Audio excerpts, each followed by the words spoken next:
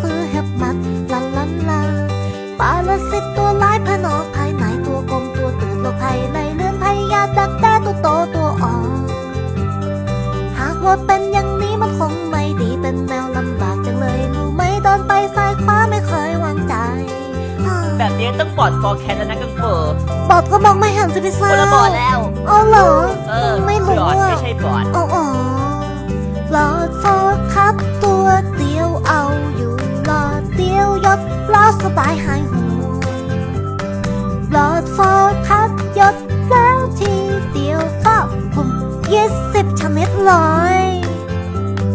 ปรสิตภายนอกภายในเห็บหมัดพยาธิตัวกลมและไหลตัวตื่นพยาธิอ่อนนอนหัวใจดักแด้ตัวโตตัวอ่อนหรือไข่หลอดนี้ที่ฟูวางใจหยดเดียวจบพร้อมทุกการเดินทางเพื่อออกผจญภัย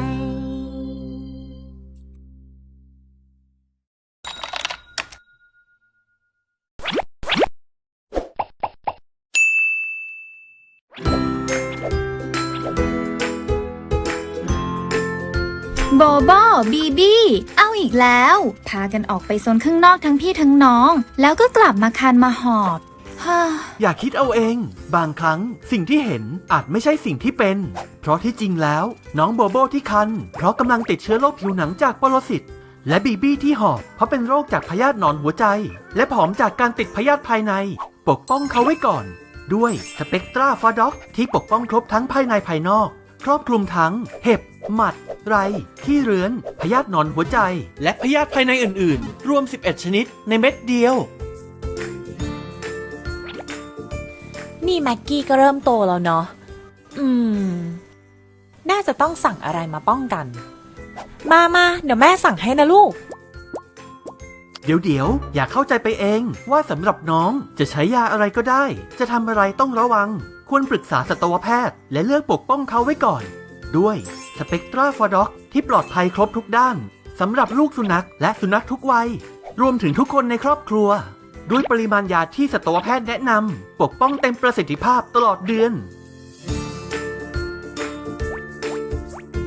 มะม่วงทำไมไม่กิน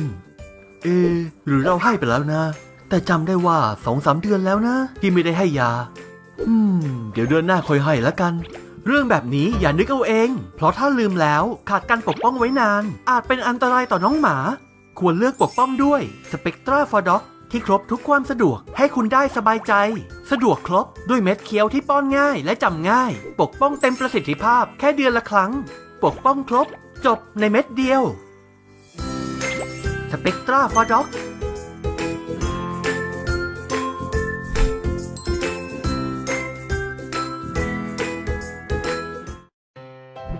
ฟลอนไลน์ไตรแอคนวัตกรรมผลิตภัณฑ์หยดหลังสุดล้ำป้องกันไล่และกำจัดยุงเห็บหมัดและแมลงวันคอกในหลอดเดียว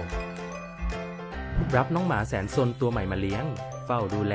พาไปฉีดวัคซีนจะได้เติบโตอย่างแข็งแรงแต่กลับมีศัตรูตัวร้ายมารุมดูดเลือดเช่นเห็บหมัดที่นำไปสู่โรคพยาธิเม็ดเลือดและภูมิแพ้น้ำลายหมัดแม้กระทั่งยุงที่จะนำพาพยาธิหนอนหัวใจเข้าสู่ร่างกายหากรักษาไม่ทันเวลาอาจจะทำให้เสียชีวิตได้ใหม่นวัตกรรมผลิตภัณฑ์หยดหลังฟลอนไลน์ไตรแอค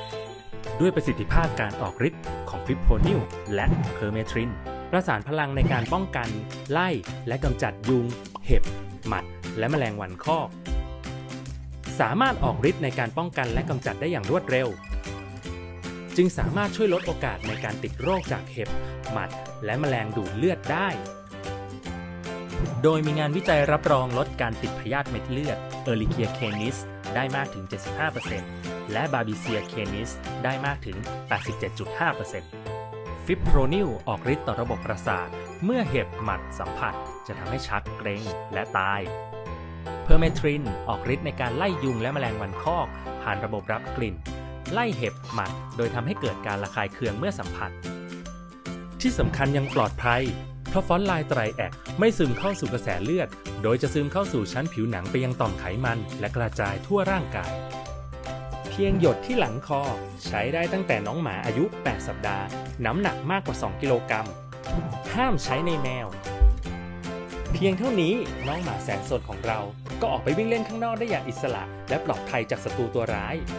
น้องหมาสบายตัวเจ้าของสบายใจแค่ใช้ฟลอนต์ไลน์ไตรแอคเดือนละครั้งหยดตรงจุดหยุดยุง เห็บ หมัดและแมลงวันคอก